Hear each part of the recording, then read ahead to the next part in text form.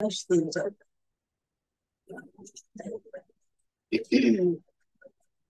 तो दिनचर्या की बात आती है तो किसी से यदि हम ये पूछें कि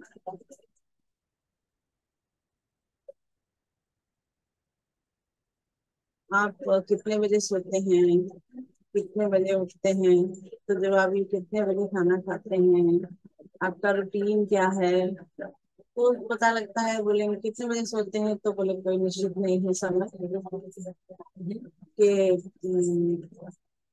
कितने बजे की। अभी एक देखने में आया था, उनसे पूछा गया, बोले कितने बजे तक जागते हैं, बोले रात को 2 बजे तक जागते हैं। बोले क्यों, बोले डाटा जो है ना खत्म करना होता है, डाटा खत्म करने के लिए 2 बजे तक जागते हैं।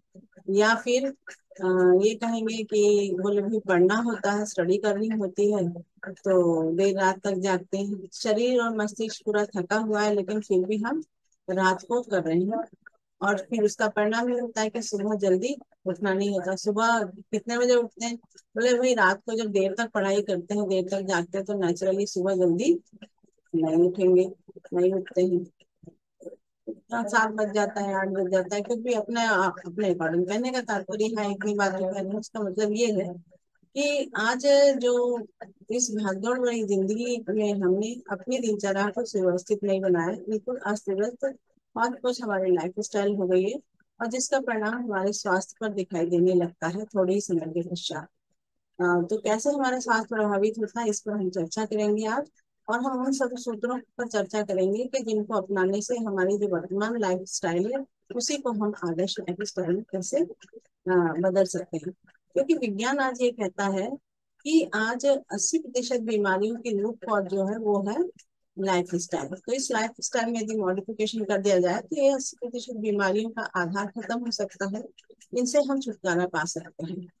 तो आइए पहले आदत दिनचर्या हमारे ऋषियों द्वारा दी हुई एक ऐसी व्यवस्थित दिनचर्या है जिसको हम पहले हमारे पूर्वज, हमारे दादा दादी, नाना नानी फॉलो करते थे। लेकिन आज हम उस चीज को भूल गए हैं और अपने हिसाब से अपनी जिंदगी जीते हुए हमने अपने लाइफ स्टाइल को बिल्कुल अस्त व्यस्त कर दिया है। तो आदर्श दिनचर्या अपनाने का मतलब है कि हमारी डेली रूटीन की एक ऐसी सीरीज जिसको कि हम अपने जीवन में शामिल करते हैं, तो न केवल हमारे जीवन में स्ट्रेस गुणों की वृद्धि होती है, बल्कि हमें बहुत कुछ ना कुछ प्राप्त होता है इस लाइफ स्टाइल के माध्यम से। और जब हम लगातार सुव्यवस्थित रूप से इस दिनचर्या को हम फॉलो करते हैं, तो ये दिनचर्या हमारे लिए बेहतर स्वास्थ्य की कुंजी साबित हो सकती है। क्योंकि एक सुव्यवस्थित और नियमित दिनचर्या का प्रभाव हमारे सर्केडियन साइकिल पर पड़ता है। आइए देखते हैं सर्केडियन साइकिल है क्या। सर्केडियन साइकिल वो है जो हमारे शरीर में जो एक क्लॉक है, समय निर्धारण की एक व्यवस्था है, जो पूरे शरीर की गतिविधियों को नियंत्रित और निर्धारित करते हैं। इसको बायोलॉजिकल क्लॉक भी कहते हैं, और इसमें वो पावर होती है कि हमारे हजारों की संख्या में हमारे जीन्स को क्रियाशील और अक्रियाशील कर सकती है, एक्टिव और इनएक्टिव कर सकती है। यदि हमारे जो डेली रूटीन जिससे खाना सोना, जैसे मैंने पूर्व में बात की, यदि उसमें डिस्टर्बेंस आता है तो यह सही सूचना जीन्स को नहीं दे पाती है, और जिसकी वजह से शरीर और मन की व्यवस्था गड़बड़ाने लगती है, और जिसका प्रभाव सबसे पहले पड़ता है हमारा सोने और जागने पर।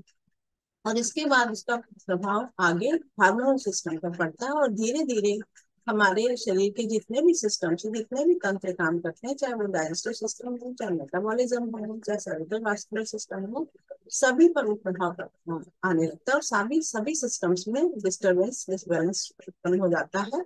क्योंकि हमारे ये सभी सिस्टम किसी न किसी हार्मोन से स्टिमुलेट होते हैं, उसके माध्यम से काम करते हैं। तो हार्मोनल सिस्टम गड़बड़ाने के साथ में हमारा पूरा शरीर का पूरा तंत्र, पूरा सिस्टम गड़बड़ा जाता है, और हमारा पूरा स्वास्थ्य और शरीर और मन सब कुछ गड़बड़ाने लगता है।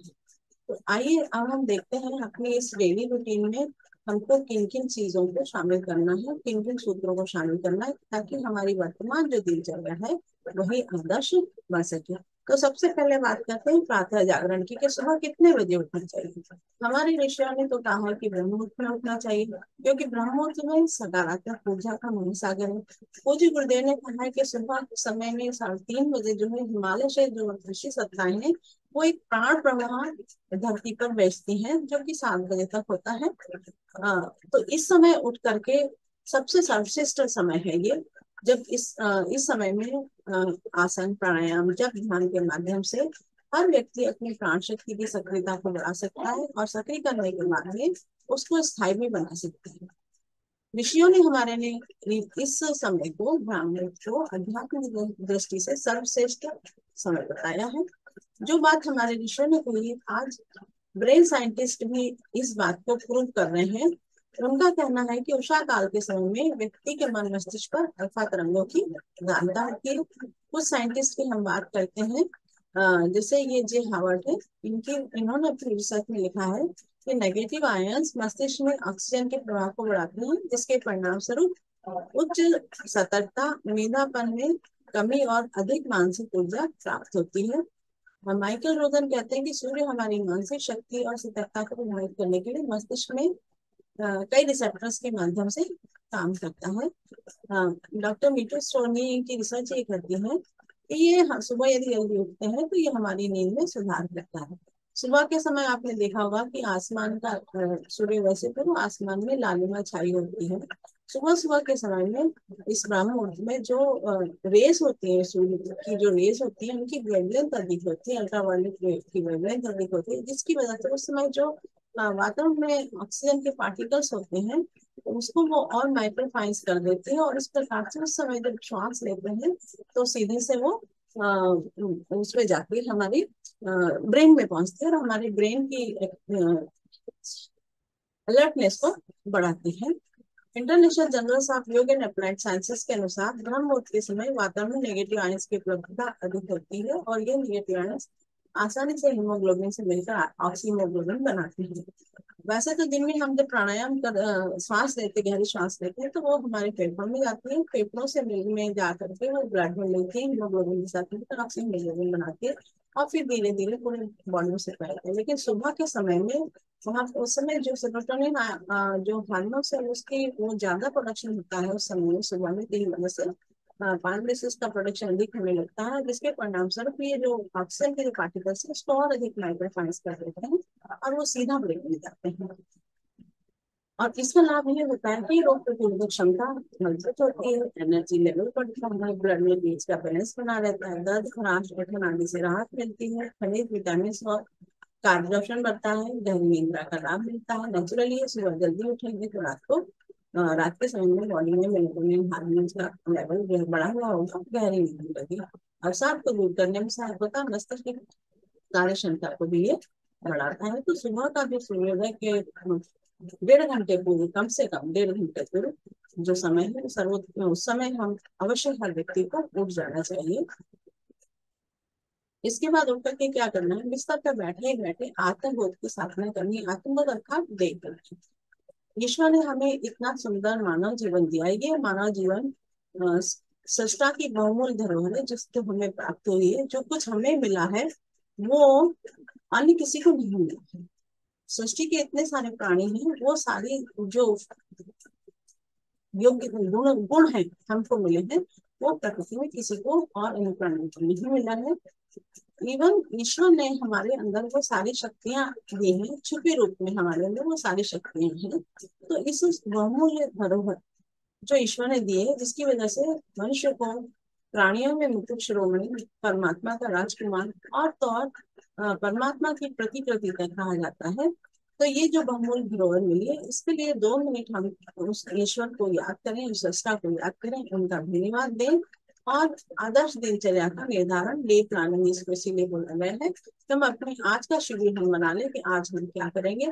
साथ ही हमारे अंदर जो बैड क्वालिटी कोई है उस एक बैड क्वालिटी के लिए संकल्पित हो कि आज हम इस बैड क्वालिटी को अपने जीवन में, आज के जीवन में बिल्कुल प्रवेश नहीं देने देंगे। ये गलती हम आज नहीं करेंगे और उसके साथ ही उस खाली स्थान को भरने के लिए एक कोई गुड क्वालिटी को अपनाएंगे, उसको दिन भर उसको स्मरण करें और उस अच्छी क्वालिटी को अपनाएं और जो बेड क्वालिटी हो उसको यथासंभव दूर रखने का प्रयास करें। इस प्रकार से आप देखेंगे कि नियमित डे प्लानिंग करने से आपके अंदर की जो बेड क्वालिटीज है धीरे धीरे करके वो बदल हटती चली जाएंगी और हर दिन आप जो है इसी तरीके से संकल्पित होंगे तो नई नई गुड क्वालिटीज आपके अंदर आती चली जाएंगे। इस तरीके से आपका जीवन श्रेष्ठ से श्रेष्ठतम बनता चला जाएगा।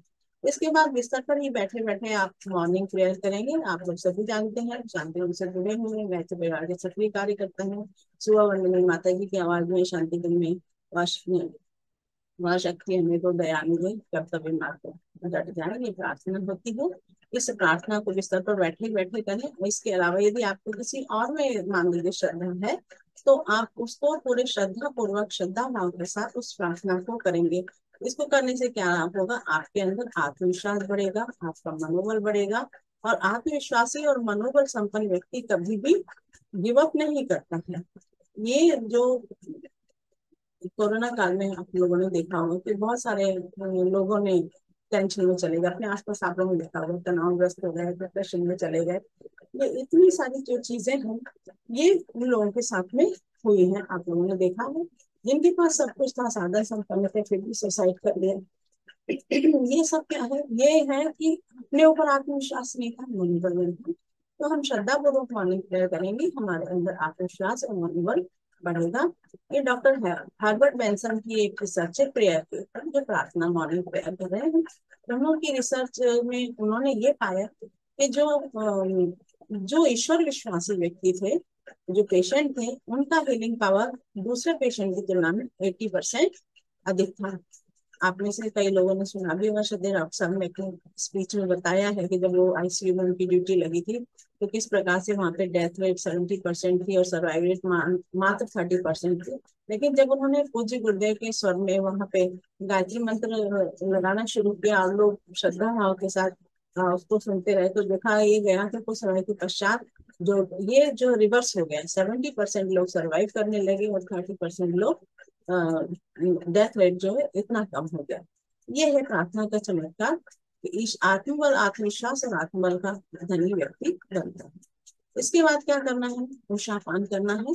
सुबह उठते ही 2-3 गिलास गुनगुना पानी आरामदायक स्थिति में, ऊपर बैठकर आप और ऊपर यदि नहीं बैठ पाते हैं, मान लीजिए किसी वजह से कोई दिक्कत है, वैसे तो यंग है तो सब ऊपर बैठकर आराम से पी सकते हैं, तो 2-3 गिलास गुनगुना पानी पियेंगे। इस उषा पान को अर्ली वाटर मॉर्निंग थेरेपी भी कहा जाता है, क्योंकि देखते हो उस समय में, सुबह सुबह के समय में हमारा जो पूरा ये डाइजेस्टिव सिस्टम है, पूरा ये खाली होता है, हमारी आंतें पूरी खाली होती हैं। तो जब ये पानी जो हमारा जाता है, तो पूरा हमारे पूरा क्लीनिंग का काम करता है, हमारे इंटेस्टाइन को।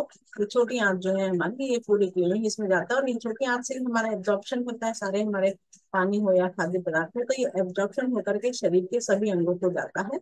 और इस प्रकार से क्या होता है कि हमारे जो किडनी है, हमारी आंत है, हमारी स्किन है, इनमें जो टॉक्सिन भरा होता है उनको वो बाहर निकलता है, जिसके परिणाम स्वरूप ये अंग शुद्ध, स्वस्थ और सक्रिय हो जाते हैं। पेट के रोग जैसे गैस, एसिडिटी, अपच, कब्ज आदि से बचाता है और पाचन को क्रियाशील करता है।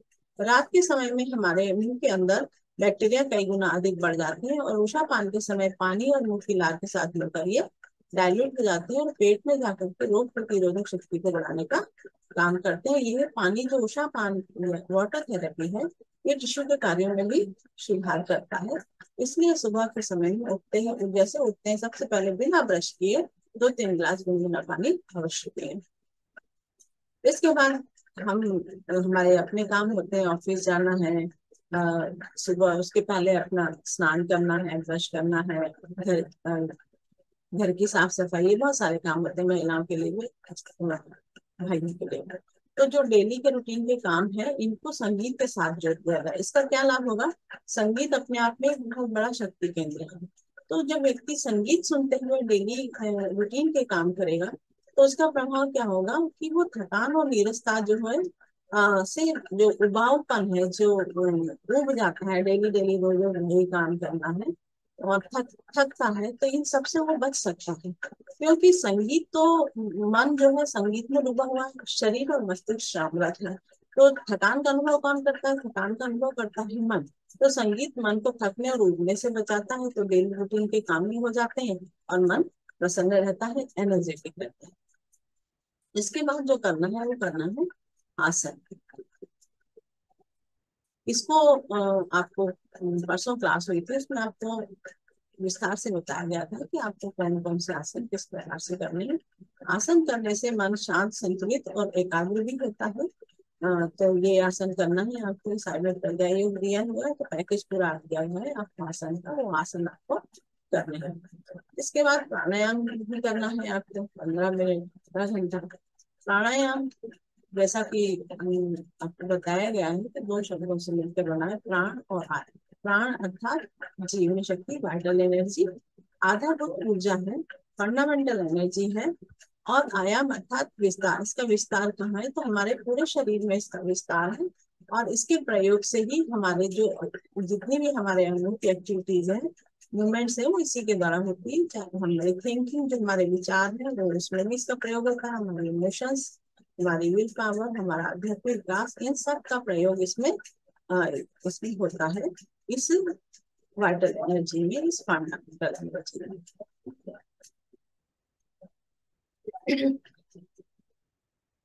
इसके प्राणायाम के बाद हम बात करते हैं हमको क्या करना है, जप और ध्यान। ये हमारे डेली रूटीन का एक अंग होना चाहिए। श्रद्धा भाव के साथ गायत्री मंत्र का जप करेंगे। पहले दिन गायत्री मंत्र के जप के बहुत सारे लाभ मैंने आपको बताए थे। इसमें जितना अधिक श्रद्धा भाव के साथ आप जप करेंगे, तो आपकी उतनी ही स्ट्रॉन्ग स्पाइरल वेव्स बनेंगी। और जो अपने ओन एनर्जी सोर्स, गायत्री मंत्र का एनर्जी सोर्स क्या है, सविता देवता सूर्य है, तो वहां उसमें जाकर के ये टकराती है, और वहां से उसकी एनर्जी लेकर वापस साधक के पास आती है, और इस प्रकार से साधक को ऊर्जावान बनाती है। इसको एक एग्जाम्पल के माध्यम से भी समझ सकते हैं। जैसे रेडियो स्टेशन से फ्रीक्वेंसीज रिलीज होती होती हैं, लेकिन जब तक आप अपने रेडियो को ट्यून नहीं करते, तब तक आप मन के अनुसार जिस स्टेशन को आप सुनना चाहते हैं नहीं सुन सकते। जिस स्टेशन को आप सुनना चाहते हैं उसको आपको ट्यून करना रहता है। इसी प्रकार से सविता देवता सूर्य की एनर्जी यदि आपको लेनी है, तो आपको क्या करना है, श्रद्धा भाव, श्रद्धा और पूरे श्रद्धा विश्वास और पूरे भाव के साथ आपको गायत्री मंत्र का जप करना है। जितनी स्ट्रॉन्ग आपकी स्पाइरल वेव्स बनेंगी, उतनी ही सूर्य से, सविता देवता से आपको एनर्जी मिलेगी। इसके जब करते करते आपको ध्यान भी करना है। अगर आप अलग से ध्यान भी करते हैं आप, तो आपको ध्यान बताया जा चुका है। मन को श्रेष्ठ विचारों में लगा के रखना ही ध्यान है। इस ध्यान से क्या लाभ होता है, ध्यान से जो हमारी सेंसेस है उनका भटकाव रुकता है, और सेंसेस का भटकाव रुकता है तो एनर्जी स्टोर होती है। और अगर सेंसेस भटकती हैं तो हमारी जो एनर्जी है उनका विघटन होता है। तो जब एनर्जी सेव होगी तो उसे मनचाही दिशा में नियोजित किया जा सकता है। मस्तिष्क पर जप और ध्यान का प्रभाव आगे देखते हैं इन शॉर्ट, क्योंकि पहले दिन दीदी बता चुकी हैं, लेकिन थोड़ा सा रिपीट कर देते हैं ताकि आपको रिकॉल हो जाए। ये जो छोटा सा जो ये ग्रीन आपको दिखाई दे रहा है, इसको आपको खास ध्यान रखना, इस पर विशेष प्रभाव पड़ता है ध्यान का और जप का। जब ये जो है किसका सेंटर है, दर्द, तनाव, चिंता, शंका, कुशंका, मतलब जितनी नेगेटिविटी है उसका सेंटर है ये हमारा, इसको बोलते हैं एमिग्डाला। ये एमिग्डाला। तो जब ध्यान करते हैं तो ये इसका साइज कम होता है, इसका साइज कम होता है, और लेफ्ट हिप्पोकैम्पस, इसका विकास अच्छी तरीके से होता है। ये सेंटर किसका है, ये स्मरण शक्ति, लर्निंग स्किल का ये सेंटर है। तो ये सारे ब्रेन्स के ये जो अन्य सेंटर, इसका ध्यान ध्यान करेंगे, जब करेंगे तो अमिगडाला सिकुड़ेगा और ब्रेन के इस हिस्से का विकास होगा और आपकी स्किल बढ़ेगी। इसके अलावा ये आप ये देख रहे हैं, ये क्रोमोसोम्स का स्ट्रक्चर, इसके ऊपर ये रेड टोपी, टीलोमियर। तो ध्यान करने से जो है इसका साइज बढ़ता है, और ये जो है जितना इसका छोटा साइज होगा उतना आपकी बॉडी पे एजिंग साइन अधिक होंगे, और जितना इसका साइज बढ़ेगा, तो ध्यान से इसका साइज बढ़ता है, जितना गहराई से आप ध्यान करेंगे इसका साइज बढ़ेगा, उतना ही आपकी बॉडी पर एजिंग साइन कम हो जाएंगे। तो ध्यान कीजिए, और जो कि स्थायी होगा, एजिंग साइन लगाएंगे तो थोड़े एजिंग क्रीम जो लगाते हैं उतना पैसा खर्च करते हैं, और उससे क्या प्रभाव होता है, 2 घंटे 3 घंटे बाद में धुल गई, फिर पैसे जैसे आपके बॉडी पर, आपके फेस पर के लक्षण दिखाई देने लग जाते हैं। तो ध्यान कीजिए और बॉडी साइन को अपने शरीर, एजिंग साइन को अपने शरीर से दूर रखिए, बिना कुछ खर्च किए। ये भी दीदी पहले दिन बता चुकी है। मंत्र जब का इन लोगों ने रिसर्च किए गायत्री मंत्र का, ये हार्वर्ड स्ट्रेंगल जो है अमेरिका के, इन्होंने बताया 1,10,000 साउंड प्रति सेकंड गायत्री मंत्र से निकलते हैं। तो जब इनकी रिसर्च इंटरनेशनल जर्नल्स में पब्लिश हुई थी, बहुत सारे यूरोपियन कंट्रीज हैं 6 से 6:15 बजे अपने देश में इस गायत्री मंत्र को ब्रॉडकास्ट करने का निर्णय लिया, और वो अभी भी उनके देश में ब्रॉडकास्ट करता है, क्योंकि इसकी जो वेव्स है उसका प्रभाव, उनके स्ट्रॉन्ग वेव्स का जो प्रभाव है, फायदा है, जो उनके देश और उनके देशवासियों का मिल सके। न्यूरो साइंटिस्ट जेन खारजिल और रमाल जयसुंदर, उन्होंने संस्कृत इफेक्ट के, क्योंकि गायत्री मंत्र संस्कृत है उसके ऊपर उन्होंने उनकी रिसर्च की थी, और उनकी रिसर्च के अनुसार जो है ब्रेन की शक्ति, ब्रेन के विकास एक प्रकार से होती है। आर्थर कोसला ने, एक हंगेरियन साइंटिस्ट है, उन्होंने बताया कि गायत्री मंत्र is the power of thought. तो गायत्री मंत्र के अंदर 1000 से अधिक नंबर के बराबर क्षमता है। तो जब हमारे पास इतना स्ट्रॉन्गेस्ट हर प्रकार से लाभकारी गायत्री मंत्र है, तो क्यों ना हम गायत्री मंत्र जप करें और उसी में ध्यान करें, और इस प्रकार से अपने ब्रेन को, क्षमताओं को बढ़ाएं और अपने स्वास्थ्य को अच्छा बनाएं। तो ये हमारे ऋषियों द्वारा दी हुई बहुत अच्छी चीज है, वो है गायत्री मंत्र। ये जो है आप देख रहे हैं हमारे शरीर में ये जो 6 चक्र होते हैं, है ना, षट चक्र। लोग चक्रों के जागरण के चक्कर में पता नहीं कहाँ कहाँ जाते हैं। विज्ञान की भाषा में इसको प्लक्सस कहा जाता है। ये देखिए, ये नर्व्स के गुच्छे हैं, यहाँ से शरीर के बहुत सारे अंगों पर नर्व्स जाती है। तो इनका विकास गायत्री मंत्र का इफेक्ट दिन पर पड़ता है, इनका विकास होता है। आप लोगों में से बहुत सारे लोगों ने ब्रह्मचर्य में आए होंगे, और वो लोगों ने इलेक्ट्रॉनिक मॉडल देखा होगा कि जब गायत्री मंत्र बोलते हैं तो गायत्री मंत्र जो लेटर जिस एनर्जी सेंटर पर प्रभाव डालता है वहाँ के लाइट जल जाते हैं। अब इसके बाद एक जो दूसरा जो कार्यक्रम है जो सुबह के, उसमें हमें अपनी दिनचर्या में शामिल करना है, वो है यज्ञ।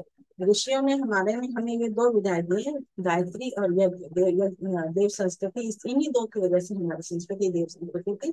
यज्ञ की पितामह गायत्री माता, हमें फिर से अपने जीवन में इन दोनों शक्तियों को लाना है। तो यहाँ यज्ञ की बात करते हैं, तो चाहे हम समूह यज्ञ करें, चाहे हम दीप यज्ञ करें, तो बलिवेश यज्ञ तो हमें रोज करना है भोजन को संस्कारित करने के लिए, जो आपको बताया जा चुका है कैसे करना है। तो यहाँ पे बात हम करते हैं यज्ञ के बारे में, थोड़ा सा चर्चा कर लेते हैं, क्योंकि हम इसके महत्व को भूल रहे हैं, जिसकी वजह से हम इससे दूर होते चले गए, और इससे दूर होने की वजह से हमारे जीवन में, हमारे वातावरण में, हमारे समाज में तरह तरह की समस्याएं उत्पन्न हो गई है।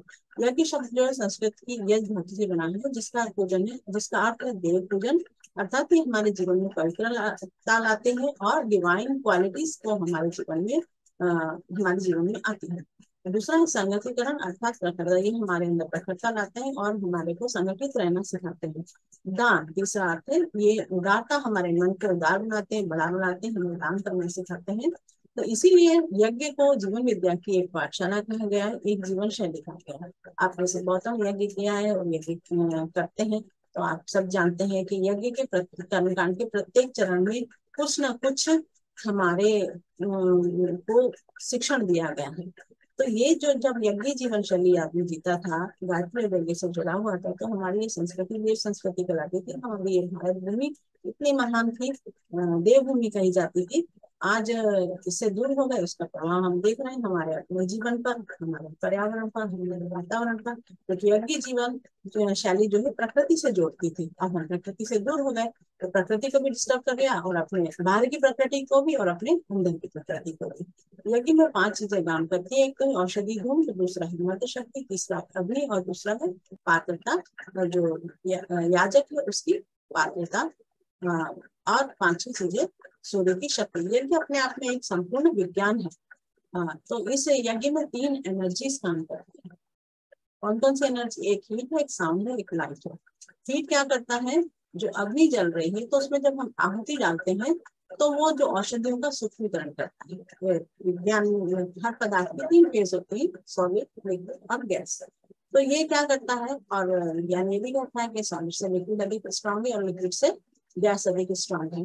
तो ये क्या करता है, हीट एनर्जी क्या करती है कि जो औषधि सामग्री एप्लीकेशन करते हैं, वो उसको कन्वर्ट कर लेती है, इसमें औषधि धूम में कन्वर्ट करती है, गैसीय फॉर्म में कन्वर्ट कर देती है। इसके अलावा गायत्री मंत्र और अन्य वैदिक मंत्रों का जो प्रयोग यज्ञ में होता है, उससे जो मंत्र शक्ति और यज्ञ की ऊर्जा ये जो उत्पन्न होती है, ये दोनों मिलकर हमारे शरीर में सकारात्मक हार्मोन उत्पन्न करते हैं।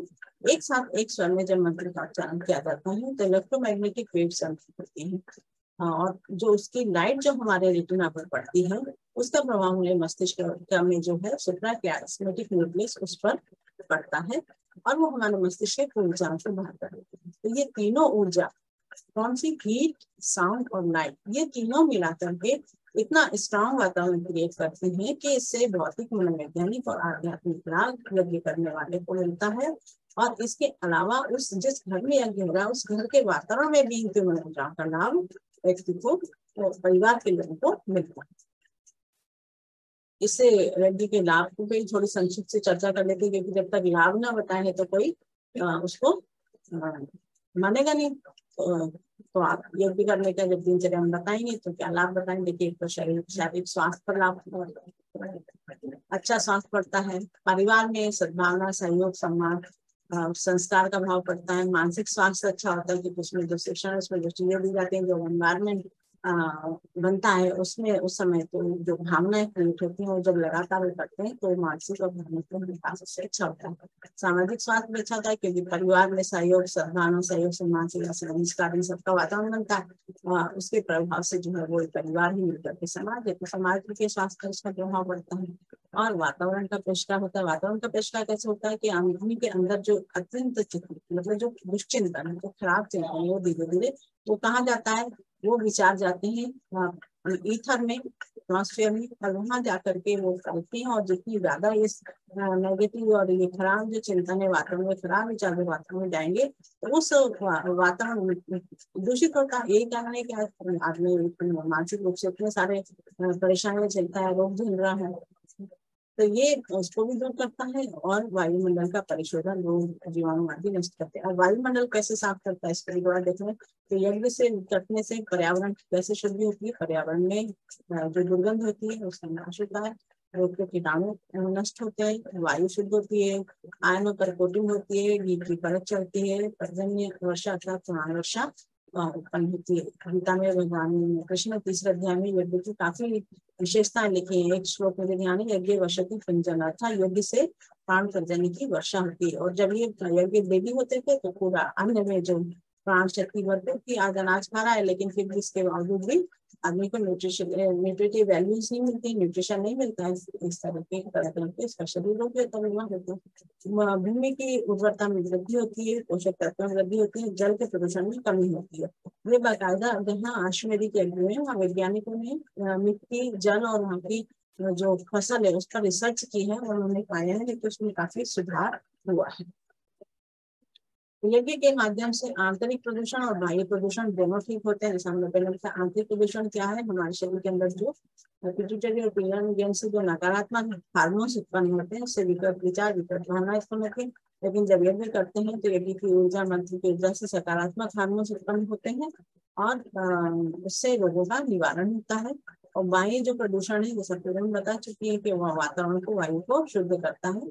तो ये जो व्यक्ति का बाह्य और आंतरिक दोनों प्रदूषण दूर होने से उसके रोग का निवारण होता है। और यज्ञ की जो औषधि है, यज्ञ का जो धूम्र है, वो जैसे हम हमारा केवल नाक से ही सांस नहीं लेते, बल्कि हमारे जो जितने भी रोम छिद्र हैं सबके माध्यम से श्वास ली जाती है। तो ये औषधि धूम्र जो निकलता है उसके माध्यम से पूरे हमारे शरीर में जाता है। आधुनिक चिकित्सा स्थल पर काम करती है। मानसिक प्रदूषण पर आधुनिक चिकित्सा का कोई स्थायी प्रभाव नहीं पड़ता। यज्ञ शरीर, मन और भावना तीनों पर काम करता है। यज्ञोपचार के माध्यम से शारीरिक और मानसिक रोगों का निवारण किया जा सकता है। आज के युग की महामारी के रूप में कंटेन मनोविकारों का निदान केवल यज्ञ से ही संभव है, चाहे वो चिंता हो, चाहे उदासी हो, निराशा, अविश्वास, अनिश्चित और साग, भय, असंतुलन, आशंका, उत्तेजना आदि कई ऐसे रोग हैं। जब नियमित यज्ञ करेंगे तो व्यक्ति के अंदर सकारात्मकता, पॉजिटिव एनर्जी, सकारात्मक हार्मोन्स उत्पन्न होंगे और ये सारी चीजों से वो दूर होता चला जाएगा। यज्ञ से यूनिवर्सिटी में ये कुछ विशेष के हवन सामग्री बने हैं, तो आप इसको प्राप्त भी कर सकते हैं और अपने उसमें यूज कर सकते हैं। 30 ग्राम हवन सामग्री या 30 ग्राम सामग्री को मिक्स करके यज्ञ को इस तरीके से उसको यज्ञ थेरेपी आप अपने घर में यज्ञ के साथ में कर सकते हैं। इसके बाद सुबह का नाश्ता करेंगे आप, है ना। तो नाश्ते में जो भी करते हैं, लेकिन गुरुदेव ने, आप आए हैं यहाँ पे, आपने देखा कैंटीन में गुरुदेव ने अंकुरित अन्न हमेशा हर रोज आपको मिलेगा। बाकी चीजें आपको हर रोज हो सकता ना मिले, लेकिन अंकुरित आपको रोज मिलेगा। क्यों? क्योंकि अन्न में अंकुरण 500 गुना विटामिन को अधिक बना देती है आपको आहार में बताया जा चुका है, लेकिन फिर रिपीट कर देती हूँ। मूंग 25 ग्राम, चना 15 ग्राम, मूंगफली 10 ग्राम, मेथी 5 ग्राम, अजवाइन थोड़ा सा और काला नमक स्वाद अनुसार। इसको कैसे बनाएंगे? जैसे सुबह आपने इसको भिगो दिया, जब वो पूरी तरीके से भीग जाता है, इसके बाद इसको कपड़े में बांध करके रख दीजिए। सुबह तक इसमें अंकुरण आ जाता है और ये जिसके अंदर के जो भी विटामिन 500 गुना अधिक ये विटामिन क्या करते हैं? हमारी रोग प्रतिरोधक क्षमता को बढ़ाते हैं तथा फूड में मदद प्रदान करते हैं। मिनरल्स जो है हमारे हड्डी, दांत, हृदय, मसल्स एवं नर्वस सिस्टम को डेवलप करने में सहायक होते हैं।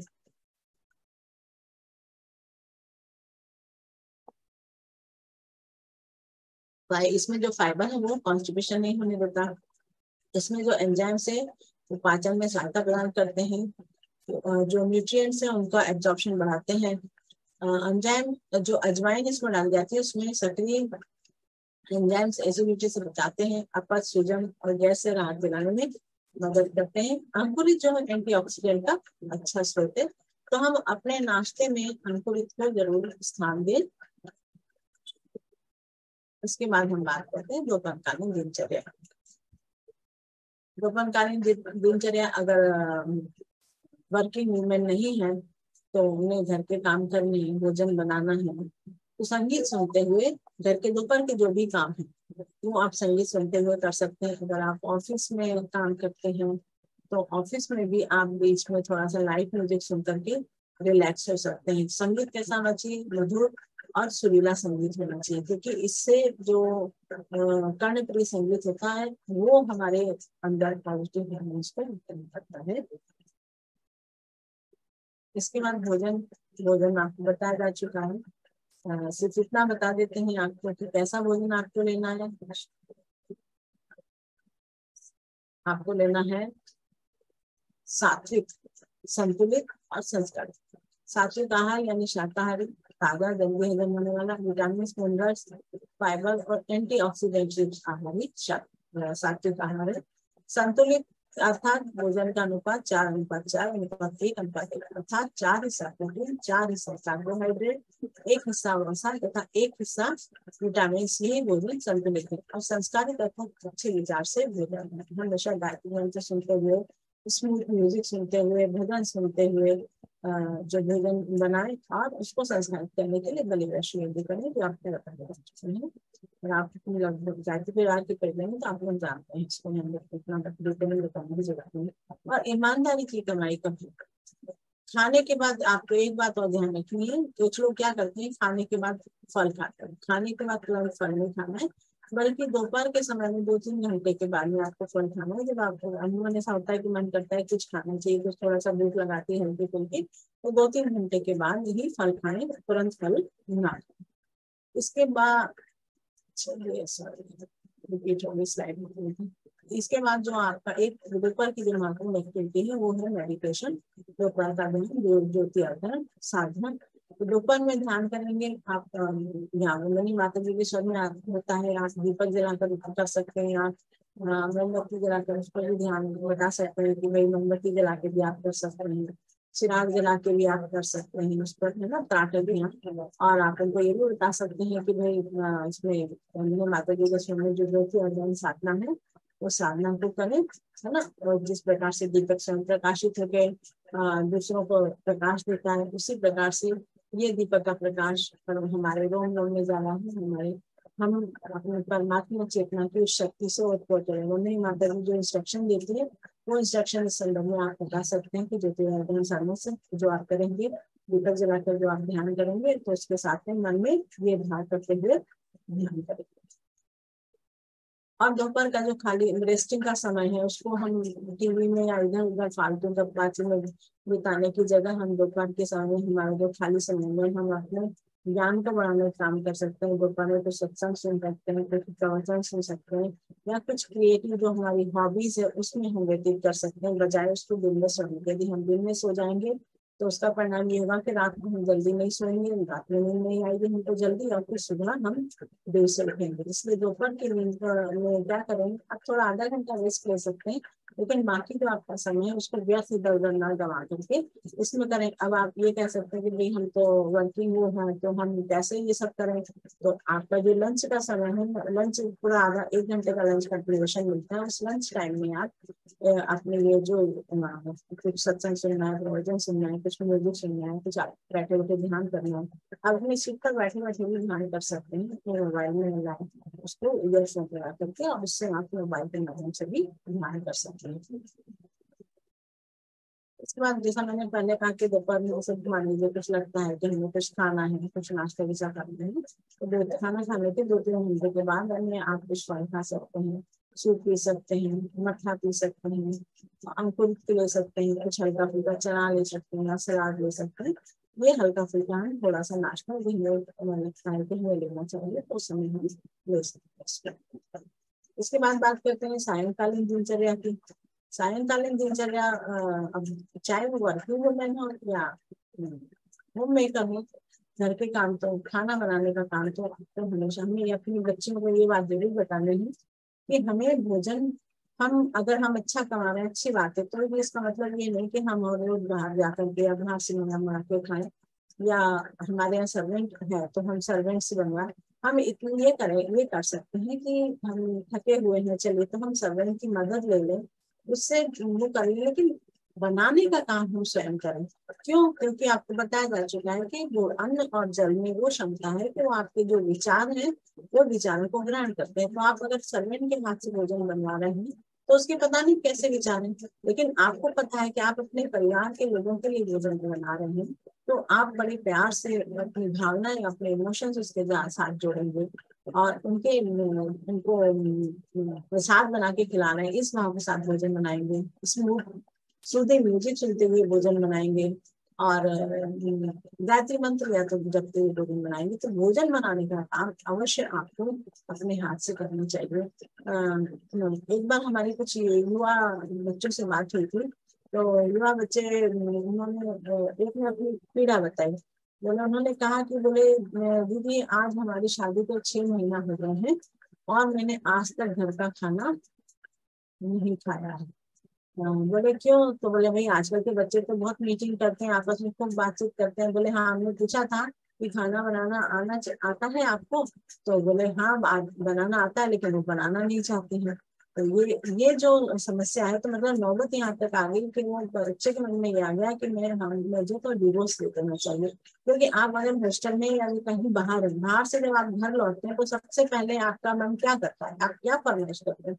आप ये कहते हैं ना अपनी माँ को, तो मम्मी हमको ये बना के खिलाइए, हमको ये बना के खिलाइए। हॉस्टल का खाना खाते गए, क्यों बाहर का खाना खा रहे हैं ना, क्यों बोर हो रहे हैं? क्यों अपने हाथ से खाना नहीं बनाते? क्यों आप जो है माँ का खाना खाना चाहते हैं माँ के हाथ में? क्यों? क्योंकि माँ के हाथ में जो जो विचार, जो भावनाएं, जो प्यार उसके वो डालती है माँ। तो यही दायित्व तो आपका भी है कि परिवार के सदस्यों को आप बड़े प्यार से, प्रेम भाव से आप उनके लिए भोजन बनाए और उस प्यार और आत्मीयता के साथ भोजन परोसे, ताकि वो जो भाव है वो सबके अंदर जाए, दूषित और कुसंस्कारी भाव में जाए तो सर्वेंट के हाथ में। क्योंकि बाहर से भी आप खाना मंगा ले तो बाहर का भोजन है वो पता नहीं कि जो बनाने वाला है उसने सफाई से बनाया कि गंदगी से बनाया, आप तो जाके देखे नहीं। अभी पिछले दिनों एक वो चल रहा था विज्ञापन हो रहा था, वो जोमेटो या कौन सी, शायद जोमेटो ये गूगल, वो उसमें से निकाल के थोड़ा थोड़ा वो व्यक्ति जो पार्सल कर रहा है, डिलीवरी बॉय उसमें से निकाल के खा रहा है। ये वीडियो वायरल हुआ था कि कहीं आप झूठा खाना तो नहीं खा रहे। तो ऐसा मत करें, दोनों हस्बैंड वाइफ दोनों मिलजुल करके, दोनों अगर वर्किंग है तो दोनों मिलजुल करके एक दूसरे की मदद करते हुए साथ में खाना बनाए, ताकि एक दूसरे के प्रति प्यार स्नेह का भाव बढ़ेगा, एक दूसरे की हेल्प होगी और इस तरीके से फटाफट काम करने की खाना बन जाएगा। उस तरीके से घर का खाना और भावना और जो पौष्टिकता, जो कुछ न्यूट्रिटिव वैल्यूज है वो घर के खाने में होंगी, न्यूट्रिएंट्स घर के खाने में होंगे, वो बाहर के खाने में जंक फूड में आपको नहीं मिलेंगे। वो आपको मोटापा तो दे देगा जंक फूड, लेकिन आपको हेल्थ नहीं देगा। इसलिए खाना अगर आप वर्किंग वूमेन है तो भी आपको खाना तो अपने हाथ से बनाना चाहिए, मदद दूसरे से आप ले सकते हैं। इसके बाद एक क्रम और हमें अपने उसमें शामिल करना है। उपासना का क्रम तो सुबह के समय में होता ही है, कुछ लोग करते हैं कुछ लोग नहीं भी करते हैं, चाहे दीपक जला लेते हैं या 40 बार पाठ कर लेते हैं। या भगवान कुछ रखा हुआ है तो उसका स्नान कर देंगे, हल्का फुल्का कुछ। लेकिन आज के युवा में तो शायद वो चीज उतना भी नहीं है। तो हमें सुबह की उपासना और शाम का संध्या वंदन, ये हमारे आदर्श दिनचर्या में शामिल होना चाहिए। सुबह की उपासना हर व्यक्ति अपने अपने स्तर पर करता है, क्योंकि हर व्यक्ति का अपने काम का अलग अलग समय होता है। तो शाम का जो संध्या वंदन आरती पूजा का वो कुछ एक छोटा सा क्रम बना ले, चाहे वो आरती 40 पाठ या दीपक जला करके 5 बार 10 बार 11 बार 12 बार गायत्री मंत्र लगाया। हृदय के स्वर में जो शाम के समय 12 बार गायत्री मंत्र जो होता है 24 बार का समय, और उसको उसको सुन करके, और इसके बाद में जो अगली एक्टिविटी है उसके साथ परिवार के सभी सदस्य मिलकर के नादयोग करेंगे। नादयोग क्या है? महासंवेदना के जागरण का ध्यान है। जो सूर्य से ध्वनि अनंतनाद उनकी ध्वनि निकल रही है। नासा के वैज्ञानिकों ने इसको पकड़ा है, उसको प्रूव किया है, और उन्होंने कहा कि ये हिंदुओं का एक मंत्र है, ओम उसकी ध्वनि है। तो ये जो अनंतनाद है, अनंत अर्थात जो बिना किसी अपने आप उत्पन्न हुआ है, और दूसरा है आहत नाद, यानी किसी को स्पर्श से किसी को बजाने से जो उत्पन्न होता है वो है आहत नाद। तो जो अनहद नाद है ये ओम की ध्वनि है, जो विभिन्न तत्वों के संपर्क में आकर विविध प्रकार की स्वर लहरियां करने के रही है। इन स्वर लहरियों को सुनना और ब्रह्म से एकाकार का अनुभव करना, यही नादयोग है। नादयोग करते समय क्या भावना करेंगे, ये तो नादयोग है, ये आप उनको समझाएंगे। लेकिन नादयोग करते समय क्या भावना करेंगे, ये आप नंदिनी माता जी जो समझाती हैं जब आप ध्यान करते हैं। कृष्ण की बांसुरी है, शिव का डमरू है ना, वो सारे इंस्ट्रक्शंस आप उनको बताएं कि आप ध्यान करते समय, नादयोग करते समय आप इस मन में ये विचार लाएं और इनको ध्यान से सुनिए, और ब्रह्म से एकाकार हो रहे हैं, उनकी तरफ हम रहे हैं, ये अनुभव आप करें नादयोग के साथ। इसके बाद रात्रिकालीन दिनचर्या की बात करते हैं। रात्रिकालीन दिनचर्या में क्या क्या एक्टिविटी शामिल होंगी, को शामिल करने में तो कुछ विशेष नहीं है। रात्रि का भोजन, जैसे दुर्गा कहते थे भाई दिन का भोजन वर्किंग है तो हस्बैंड ऑफिस गया है तो अपने ऑफिस में लंच ले गया, वहाँ अपने से अलग से कर लिया, घर के लोगों ने अलग किया। लेकिन शाम का भोजन एक पारिवारिक गोष्ठी के रूप में होना चाहिए। तो शाम का भोजन सब मिलजुल कर साथ में करें। आज कई बार ऐसा होता है, देखने में आया है कि भोजन तो कर रहे हैं साथ में डाइनिंग टेबल पर बैठे हुए, लेकिन कोई मोबाइल में लगा हुआ है, कोई टीवी में लगा हुआ है। तो आज स्थिति ये है कि हमारे बगल में जो बैठा हुआ है उससे हम कनेक्ट नहीं है, लेकिन हमारे से हजारों मील दूर जो बैठा हुआ है उससे हम कनेक्टेड है। उसका यही प्रभाव है कि आज जो है एक दूसरे के प्रति आत्मीयता और कनेक्टिविटी धीरे धीरे परिवारों में कम होती चली जा रही है। इसलिए भोजन में कहा कि शाम का रात्रि का जो भोजन है वो हमारा एक पारिवारिक गोष्ठी के रूप में होना चाहिए, कि जितनी ज्यादा से ज्यादा हम उसको ऐसा नहीं खा पी कर सब अपना कोई अपना चलाइए कुछ चलाइए, तो खाना खाने के साथ में हम हल्की फुल्की जो है बातचीत कर सकते हैं, और खाने के बाद में बैठ करके पारिवारिक गोष्ठी का स्वरूप हो। बाकी सब अपने अपने कामों में लग गए थे, कोई कुछ कर रहा है कुछ कर रहे हैं, उसके बाद फिर आराम से सब अपने अपने कामों में लगे। लेकिन रात्रि का भोजन हमारी सामूहिक और पारिवारिक गोष्ठी के रूप में है। इसका अभ्यास करने से ये होगा कि एक आपके अंदर एक परिवार के अंदर एक स्वस्थ रखने का भरा वातावरण उत्पन्न होगा। सबके पास एक दूसरे के लिए समय होगा, एक दूसरे की बात को सुनेंगे समझेंगे एक दूसरे को, इस तरीके से एक स्वस्थ और हेल्दी वातावरण परिवार में क्रिएट होगा। उसके बाद रात्रि का टहलना, इवनिंग वॉक। इवनिंग वॉक सुबह में जल्दी होती है, मॉर्निंग वॉक के लिए नहीं जा सकते, इवनिंग वॉक का आप एक अभ्यास डालिए, क्योंकि शाम का समय है, आप ऑफिस से अपने वर्क से अपने जॉब से सबसे आप फ्री हो गए। उसके बाद आप अपना इस क्रम को आप रेगुलर रूटीन में शामिल कर सकते हैं। मॉर्निंग करते हैं तो बहुत अच्छी बात है, लेकिन इवनिंग वॉक को आप अपने उसमें शामिल करें। इससे क्या होगा कि एक तो आप एक दूसरे के साथ में परिवार के सदस्यों के साथ में टहलते हुए जाएंगे, आपस में एक दो नाचक साथ में बातचीत करेंगे। शाम के समय में प्रकृति कितनी अच्छी होती है, उस प्रकृति को देखिए, उसकी स्तब्धता जो है, आसमान में रात हो रही, रात में आप टहलने निकल रहे हैं तो आसमान में जो तारे टिमटिमा रहे हैं, वो चांद जो चमक रहा है, तो मतलब उसको देखिए और एक उसको फील कीजिए, उसको अनुभव कीजिए। यदि आप ऐसे शहर में रहते हैं, यदि आप समुद्र किनारे कहीं जाए तो समुद्र की शांत निर्भरता, उसमें भी अपना एक संगीत है, उसकी भी अपना एक प्रकृति का आनंद है। उस आनंद को लीजिए, प्रकृति को के संपर्क में रहिए, प्रकृति का सानिध्य लीजिए, प्रकृति का आनंद लीजिए। इसके बाद एक सुबह है वो है हल्दी वाला दूध, सोने से आधा घंटे पहले हल्दी वाला देखिए, हल्दी क्या होती है? हल्दी में एक तत्व होता है कर्क्यूमिन। इसमें एंटीसेप्टिक होती है हल्दी, एंटीऑक्सीडेंट होती है, एंटीबैक्टीरियल होती है। वो स्किन की समस्याओं जैसे इन्फेक्शन, खुजली, मुहासे आदि से लड़ने में मदद करती है। इम्यूनिटी को मजबूत बनाती है। तो हल्दी वाला दूध बनाए कैसे? सबसे पहले इस बात को करते हैं कि जैसे आप दाल में तड़का लगाते हैं ना, छोंका लगाते हैं, इसी प्रकार से गर्म दूध में घी का छोंका लगाएंगे। 1 चम्मच में चौथाई चम्मच, जिसमें आप 1 चुटकी हल्दी जो दूध में मिक्स कर रहे हैं वो आपकी घुल जाए, तो उसका छौंका लगाकर गर्म दूध में उसको डाल दें। तो घी के साथ में कर्क्यूमिन जो है आसानी से घुल जाता है और सीधे ब्लड के द्वारा एब्जॉर्ब करता है। इसमें कैल्शियम और मिनरल्स भी होते हैं जो हड्डियों को मजबूत बनाते हैं और ब्लड सर्कुलेशन बढ़ाने में मदद करते हैं। पाचन संबंधी समस्याओं से राहत दिलाते हैं। तो हल्दी का दूध हर प्रकार से लाभकारी है। हमारे पहले दादी नानी होती थी, बच्चा कोई घर में गिर गया, कोई चोट लग गई कहीं से, तो बोले सबसे पहले जो आता था वो क्या आता था? हल्दी वाला दूध आता था। तो बोले बाहर से दिखाई दे रहा, अंदर कहीं चोट लगी होगी तो इंटरनल जो इंजरी है वो इससे अंदर में जो दर्द है वो सीधे इससे कम हो जाएगी। आज ये इतना फेमस हो गया कि जो है विदेशों में टर्मरिक लाटे के नाम से मशहूर है हल्दी वाला दूध। तो लोग रात को टहलने जाते हैं और स्पेशली होटल्स में जाकर के इसको हल्दी वाले दूध को पीते हैं। मतलब हमारे जो चीजों को अब विदेश में लोगों ने अपना लिया।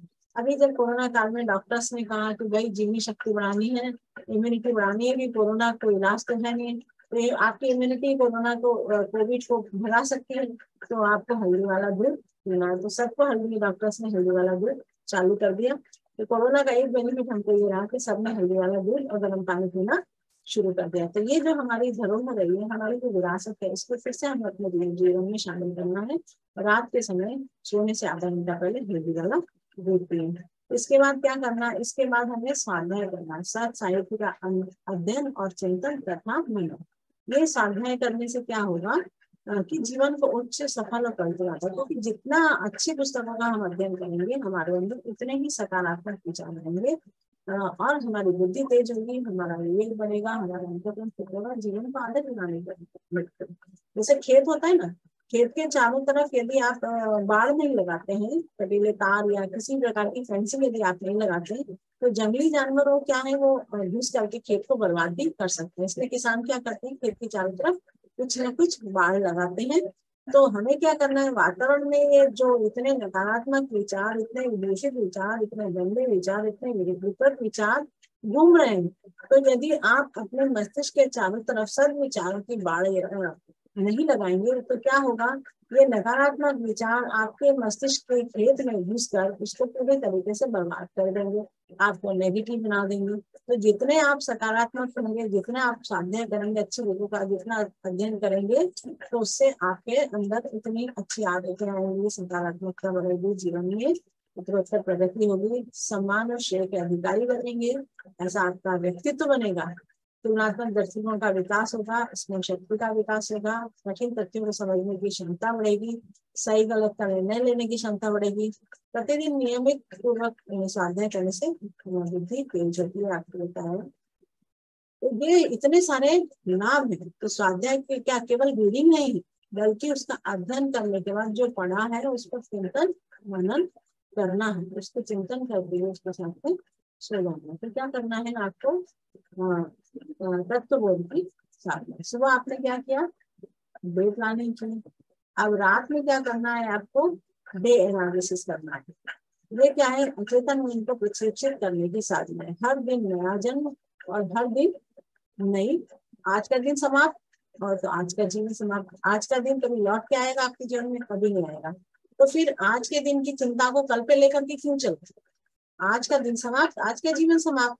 तो इस समय डे एनालिसिस क्या करेंगे? आप हर अच्छे कार्य को ईश्वर को समर्पित करें और कोई यदि गलत कार्य हुआ तो उसको फिर से न दोहराने का संकल्प करें। आदर्श दिनचर्या चार्ट की समीक्षा करेंगे। आपको आदर्श दिनचर्या चार्ट अभी बताती हूँ मैं। तो दिन भर आपने सुबह जो रूटीन बनाया वो आप चार्ट में लिखेंगे, चार्ट में है, और उसको आप टिक करेंगे डेली। और जिसको आपने जो जिस एक्टिविटी को आपने किया उस पर सही का टिक लगाएंगे, और जिसपे आपने नहीं किया उस पर क्रॉस कर चिन्ह लगाएंगे। डायरी लेखन बुद्धि में डायरी लेखन के लिए भी कहा है कि दिन भर की हमारी जो भी वो है उसको हम डायरी में लिखेंगे, तो इस प्रकार से हमारा मन खाली हो जाता है और शांत हो जाता है। तो जो भी गलत कार्य हुआ है उसको फिर से न करने का संकल्प है। और एक और चीज है प्री प्लानिंग में बहुत महत्व है, 3 महीने का दिनचर्या ब्रह्मचर्य का पालन आपको अवश्य बताएं। दीपक लगन बताया दीदी ने, ब्रह्मचर्य का पालन पूरे 3 महीने करें। और उसी के साथ में अनुष्ठान आपको बताया कि आपको एक अगर चंद्रायन कर सकते हैं तो चंद्रायन कर लें, और अगर नहीं कर सकते तो कम से कम 9 दिन के 3 अनुष्ठान 24,000 के लघु अनुष्ठान आप उसको करेंगे। तो इस प्रकार से होल डे एनालिसिस। तो आज का जीवन समाप्त, आज का दिन समाप्त, आज का जीवन समाप्त। तो जीवन समाप्त तो काय का टेंशन, कल अगर संकल्प लेके सोच कि अगर कल हमें ईश्वर, क्योंकि पता नहीं अगले दिन हम उठे कि नहीं उठे, तो आज जो हमसे गलती हुई है कल का जीवन हमारा इससे श्रेष्ठ देने दो। ये क्या होता है, ये हमारे अचेतन मन को सूचित करने की साधना है। तो इस तरीके से संकल्प करते हुए अंत में ये जो चार्ट की बात की थी मैंने, ये आदर्श दिनचर्या चार्ट है। इस चार्ट को जो है आप एक मॉडल है, तो आपको जो जितना बताया जा रहा है वो चार्ट भी आप लोगों के पास है। तो ये और अगर नहीं है तो आपको ग्रुप्स में डाल देंगे ये चार्ट। ज्यादातर हमारे कार्यकर्ता भाई बहन ट्रेनर्स हैं, तो सभी के पास ये चार्ट होगा। तो इस पे और नहीं है तो आप उसमें ग्रुप डाल देते। तो ये चार्ट भरना है दिनचर्या में। और इसके बाद में इस भाव के साथ रात का जो है लोरी कहते हैं ना, रात्रिकालीन संगीत म्यूजिक गायत्री मंत्र, रात का जो है म्यूजिक है गायत्री मंत्र, उसको सुनते हुए जो है ईश्वर की गोद में सो रहे हैं। सारी चिंताएं उनको समर्पित करके कल ईश्वर जीवन दे, हमें आज से श्रेष्ठ जीवन दे, इस भाव करते हुए सो रहे हैं। तो इस प्रकार से आप ये देख रहे हैं कि इस दिनचर्या के माध्यम से क्या क्या काम आप कर रहे हैं। आप जो WHO की डेफिनेशन के अनुसार जो व्यक्ति शारीरिक मानसिक सामाजिक और आध्यात्मिक रूप से स्वस्थ है वही पूरी तरीके से स्वस्थ है। तो देखिए दिनचर्या के माध्यम से आप पूर्ण स्वास्थ्य का काम करते हैं। शारीरिक स्वास्थ्य के लिए आप क्या कर रहे हैं, आप आसन कर रहे हैं, आप सही आहार ले रहे हैं, सात्विक संतुलित संस्कारित आप आहार ले रहे हैं। मानसिक स्वास्थ्य के लिए आप प्राणायाम कर रहे हैं, ध्यान कर रहे हैं, संगीत सुन रहे हैं, स्वाध्याय कर रहे हैं, प्रवचन सुन रहे हैं। इस प्रकार से आप मन को खुराक दे रहे हैं। क्योंकि शरीर स्वास्थ्य के लिए तो आज जो है सब काम करते हैं, हेल्थी फूड लेते सब कुछ करते हैं हर प्रकार से, लेकिन मन जो है वो कहीं छटपटाया हुआ आपका वहाँ पे। तो मन के लिए जो स्वाध्याय करेंगे एक प्रकार से आत्मा का भोजन है। आत्मा को यदि भोजन नहीं कराएंगे तो आत्मा भूखी प्यासी यदि करतेगी तो आपका मन, आपका मानसिक स्वास्थ्य आपका कैसे अच्छा होगा। तो उसके लिए स्वाध्याय आप कर रहे हैं। फिर सामाजिक स्वास्थ्य के लिए आप क्या कर रहे हैं, परिवार के सभी सदस्य इकट्ठा होकर के संध्या वंदन कर रहे हैं, आरती कर रहे हैं, स्वाध्याय कर रहे हैं, साथ में भोजन कर रहे हैं। और आध्यात्मिक स्वास्थ्य के लिए आप क्या कर रहे हैं, आप आत्मबोध की साधना कर रहे हैं, आप तत्वबोध की साधना कर रहे हैं, आप मॉर्निंग प्रेयर कर रहे हैं, आप यज्ञ कर रहे हैं, आप जब ध्यान कर रहे हैं। इस सबसे आप अपने आध्यात्मिक स्वास्थ्य को अच्छा बनाने के लिए काम करें। और इस प्रकार से आप अपने इस दिनचर्या का पालन करते हुए आप अपने संपूर्ण स्वास्थ्य को अच्छा बना रहे हैं। अब आदर्श दिनचर्या के माध्यम से शरीर में पंच तत्वों का भी संतुलन होता है। देखिए आप जब हमारा शरीर 5 तत्वों से बना हुआ है और 5 तत्वों में जब इनबैलेंस होता है तो रोग उत्पन्न होते हैं अकॉर्डिंग टू आयुर्वेद। तो ये 5 तत्व कौन कौन से, पृथ्वी तत्व है, जल है, अग्नि है, वायु है और आकाश है। ये 5 तत्व है। इन 5 तत्वों का हम बैलेंस बना रहे हैं इस दिनचर्या के माध्यम से। आहार पृथ्वी तंत्र को बैलेंस करना है, उषापान, प्रातः स्नान, सुबह जल्दी उठ के स्नान करें, जल तंत्र को बैलेंस करना है। अग्नि तत्व को बैलेंस करने के लिए यज्ञ है, ब्रह्मचर्य है, ज्योति आधान साधना है, प्राणायाम कर रहे हैं, प्रातः सूर्य दर्शन कर रहे हैं। आज देखें तो सुबह में किसी ने सूर्य का दर्शन, सूर्य को देखा ही नहीं होगा, कभी उठ करके देखिए सुबह के समय जब सूर्य उदय होता है छत पर जाइए, जाकर के देखिए कितना अच्छा कितना प्यारा वातावरण होता है। आप अपने इतना आप प्रसन्नता अनुभव करेंगे। आप देखिए धीरे धीरे जब सूर्य ऊपर आता है एक वातावरण, चिड़ियाओं की चहचहाहट सुनाई देती है, इतना इतना प्यारा इतना प्रिय वातावरण होता है उस समय। क्योंकि सुबह सूर्य का दर्शन करने और ध्यान करने वो अग्नि तत्व का दर्शन के लिए। और सुबह जो मॉर्निंग वॉक करते हैं, डीप ब्रीदिंग करते हैं, इससे हमारी तत्व का बैलेंस हो रहा है। और आकाश तत्व के बैलेंस के लिए नादियों, ध्यान, स्वाध्याय, सकारात्मक चिंतन, ये सारी एक्टिविटीज आपके दिनचर्या में शामिल है। तो देखिए, दिनचर्या से आप 1 मंथ और 3 काज कर रहे हैं, 2 तो ये हो गए। अब तीसरा काज कौन सा हुआ? तीसरा काज ये हुआ पंचकोशों के जागरण। पंचकोशों के जागरण के लिए आप अपने आप जागरण हो रहा है, आप संकल्प पूर्वक इस दिनचर्या का पालन कीजिए। अन्नमय कोश के लिए आसन करिए।